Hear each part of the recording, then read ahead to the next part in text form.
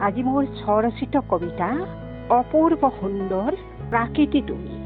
অপূৰ্ব সুন্দৰ প্ৰাকৃতি তুমি, তোমাক কি নাম দিম মই বাৰু। তোমাক ঈশ্বৰ বুলি ক'লেও কম নহয়, কাৰণ প্ৰাকৃতিৰ দ্বাৰাই আমি সৃষ্টি, পঞ্চভূতৰ দ্বাৰাই আমি সৃষ্টি, যাৰ অবিহনে আমি জীয়াই থাকিব নোৱাৰোঁ। তোমাৰ এই প্ৰাকৃতিত থকা বায়ুৰ অবিহনে আমি জীয়াই থাকিব নোৱাৰোঁ। বায়ুমণ্ডলৰ সৃষ্টি হয় আৰু জলৰ অবিহনেও আমি জীয়াই থাকিব নোৱাৰোঁ।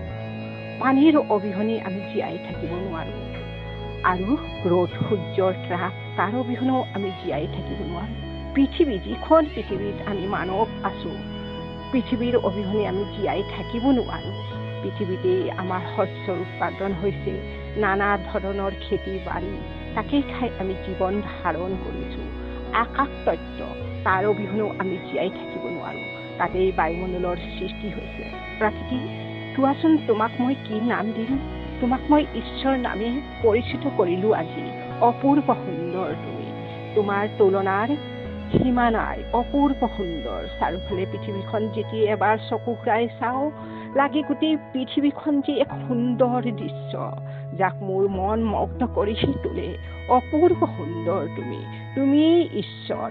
তোমাৰ অবিহনে ঈশ্বৰ এইখন পৃথিৱীত আন কোনো নাই। আজিৰ কবিতা মোৰ ইমানেই।